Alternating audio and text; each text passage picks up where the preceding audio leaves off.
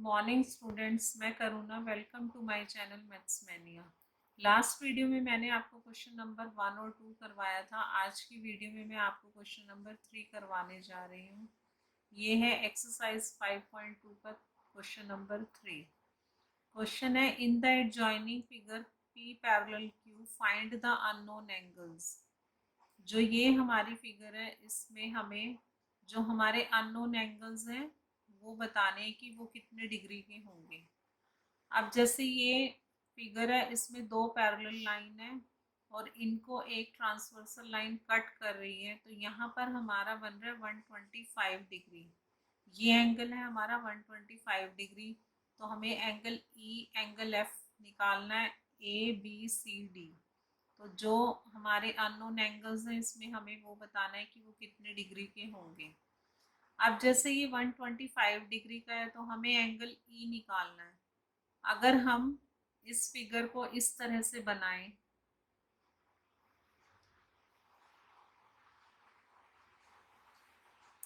तो ये हमें एंगल निकालना है ई और एंगल निकालना है एफ, और ये है हमारा 125 डिग्री का।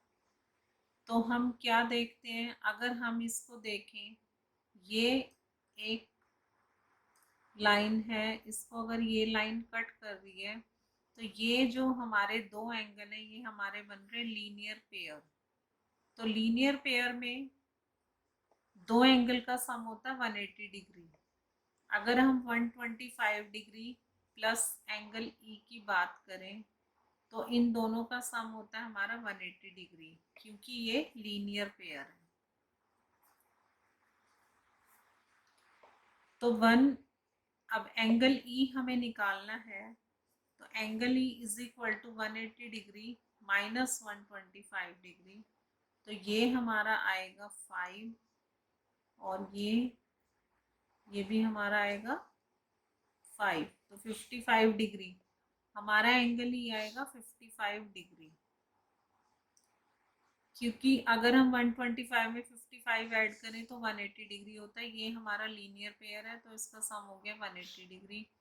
एंगल ई हमारा आ गया 180 डिग्री। अब एंगल एफ की बात हो रही है।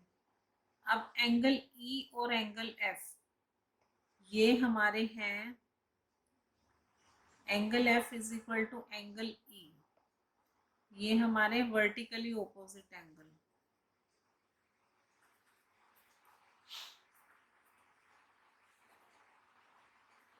जिस भी हम एंगल की बात करें, वहां पर हमें ये प्रॉपर्टी लिखनी होगी कि ये एंगल इसके इक्वल क्यों है। तो angle E is equal to angle F. अगर एंगल ई है हमारा 55 डिग्री, तो एंगल एफ भी हमारा होगा 55 डिग्री। रीजन मैंने बता दिया कि ये वर्टिकली ऑपोजिट एंगल है, इसलिए angle E is equal to angle F. और ये 125 है, तो ये भी हमारा 125 होना चाहिए, क्योंकि ये एक दूसरे के वर्टिकली ऑपोजिट है और ये एक दूसरे के वर्टिकली ऑपोजिट है। तो अब है एंगल ए बी सी और डी हमें निकालने हैं। इस फिगर में क्या था कि हमारा ये वाला जो एंगल है वर्टिकली ऑपोजिट है, ये एंगल, ये हमारा है एंगल ई हमारा था 55।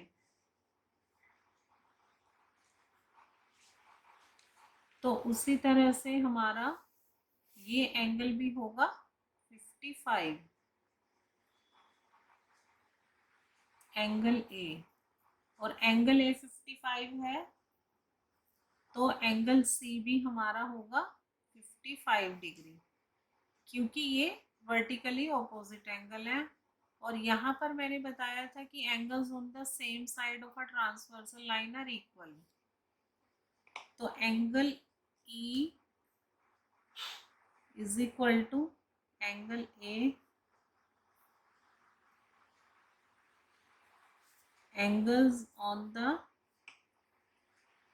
same side of a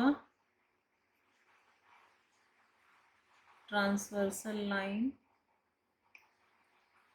are equal. तो angle E is equal to angle A और एंगल ए के इक्वल होगा एंगल सी। तो एंगल ए हमारा है 55 degree. Angle A is equal to 55 degree. अगर एंगल ए के बराबर एंगल सी है तो एंगल सी भी हमारा होगा 55 डिग्री, क्योंकि ये है vertically opposite angle.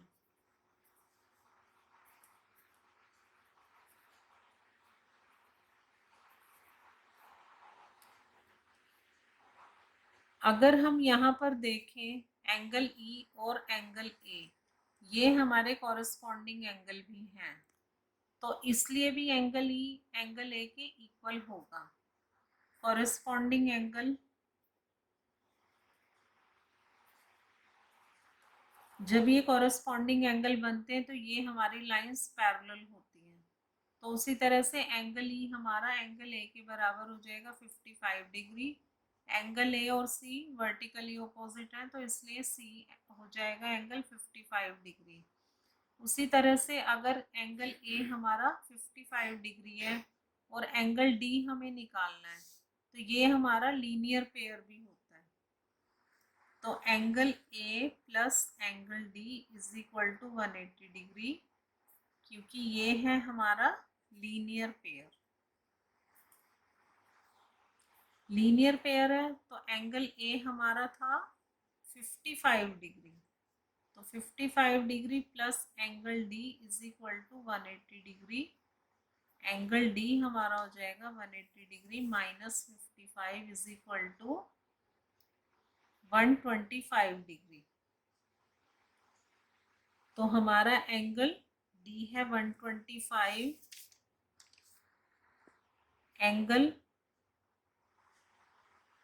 Angle B भी हमारा हो जाएगा 125 डिग्री, क्योंकि ये आपस में है vertically opposite angle. Vertically opposite angle, angle B is equal to angle D. इस तरह से इस क्वेश्चन में हमने सभी एंगल निकाल लिए हैं और इसमें भी मोस्टली सभी प्रॉपर्टीज यूज हो रही हैं। तो जो प्रॉपर्टी है वो बार बार आ रही है, इसलिए आपको समझ आ गया होगा ये क्वेश्चन की किस तरह से करना है। अब हम करते हैं क्वेश्चन नंबर 4। क्वेश्चन नंबर 4 में भी हमें एंगल्स निकालने हैं। ये हमारा एंगल 110 डिग्री है, तो हमें यहाँ पर एंगल x निकालना है कि ये कितना डिग्री होगा। क्वेश्चन नंबर 4 में भी क्या लिखा, find the value of x in each of the following figure if l parallel to m।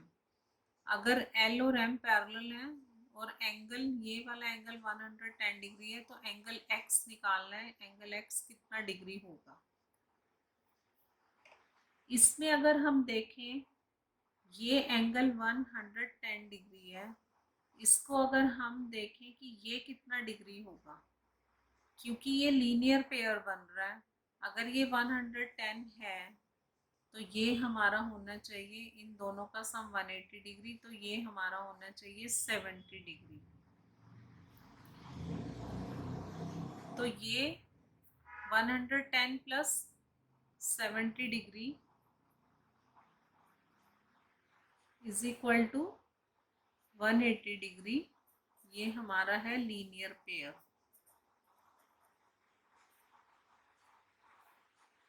अगर हमारा ये 70 डिग्री है तो x भी हमारा होना चाहिए 70 डिग्री, क्योंकि ये ऑल्टरनेट इंटीरियर एंगल्स हैं। अगर ये हमारा एंगल 70 है तो angle x is equal to 70 degree, because alternate interior angles.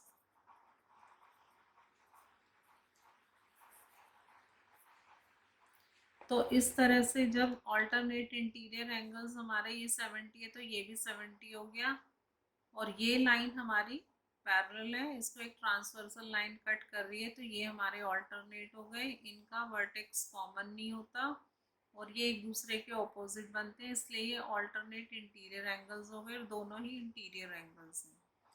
तो इस तरह से हमने एंगल एक्स निकाल लिया कि हमारा एक्स की वैल्यू कितनी होगी। अब हम करते हैं सेकंड पार्ट। सेकंड पार्ट में भी ये हमारा है 100 डिग्री, तो इसमें ये भी हमारा एंगल एक्स होना चाहिए 100 डिग्री, क्योंकि angles on the same side of a transversal line are equal. Angle x is equal to 100 degree because angles on the same side of a transversal line are equal। अगर ये 100 है तो angle x is equal to 100 degree. उसी तरह से अगर हम इसको, ये वाला एंगल 100 है तो ये भी 100 होगा, और ये लीनियर पेयर है तो 180 डिग्री हो जाएगा इनका। तो इसी तरह से हमें सिर्फ ये वाला एंगल निकालना है, तो ये हमारा हो जाएगा 100 डिग्री, और रीज़न यही होगा angles on the same side of a transversal line are equal. और ये एक तरह से कॉरस्पॉन्डिंग एंगल भी है, एक एक्सटीरियर है और एक इंटीरियर है, तो corresponding angles are equal. 100 degree है तो एंगल एक्स भी 100 डिग्री होगा। तो इस तरह से इस वीडियो में मैंने आपको क्वेश्चन नंबर 3 और क्वेश्चन नंबर 4 करवा दिया है। आज की वीडियो आपको मेरे को पसंद आई है तो प्लीज़ लाइक कीजिए, शेयर कीजिए और मेरे चैनल को सब्सक्राइब कीजिए। Thank you.